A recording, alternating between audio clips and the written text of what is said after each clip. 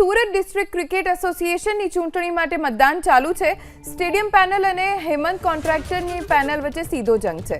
કાકા કનૈયા કોન્ટ્રાક્ટર અને ભત્રીજી Asia contractor વચ્ચે કાંટાની ટક્કર। 5450 મતદારો 43 ઉમેદવારોનું ભાવિ નક્કી કરશે। ગૃહ રાજ્યમંત્રી હર્ષ સંઘવી પણ પહોંચ્યા મતદાન સ્થળે। સ્ટેડિયમ અને હેમંત કોન્ટ્રાક્ટર પેનલને સાથે રહેવા અપીલ કરી। બંને પેનલના ઉમેદવારો સામાજિક આગેવાન હોવાનું હર્ષ સંઘવીએ કહ્યું અને કહ્યું કે જે કોઈ પણ જીતે બંને સાથે રહી સ્ટેડિયમનો વિકાસ કરે।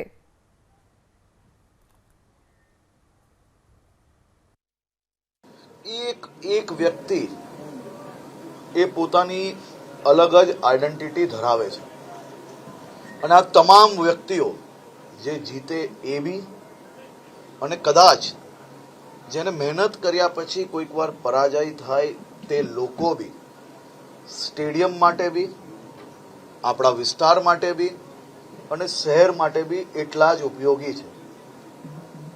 કોઈ બી ચૂંટણી હોય કોઈ બી રમત હોય એમાં હાર જીત એક ભાગ છે, પરંતુ સ્પોર્ટ્સના મેદાન માટે ડેવલપ થયેલું આ સ્ટેડિયમ એ સ્પોર્ટ્સમેન સ્પિરિટથી આ ચૂંટણી જે ચાલી રહી છે તે બદલ બેઉ પેનલના આગેવાનોને મેં અભિનંદન અને આભાર માન્યા છે અને મને વિશ્વાસ છે કે આ જ સ્પોર્ટ્સમેન સ્પિરિટથી આવનારા દિવસોની અંદર સૌ કોઈ લોકો સાથે મળીને સ્ટેડિયમ અને સ્પોર્ટ્સનું ડેવલપમેન્ટ કરશે।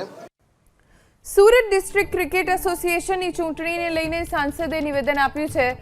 નારેબાજીને લઈ મુકેશ દલાલે સવાલો ઊભા કર્યા।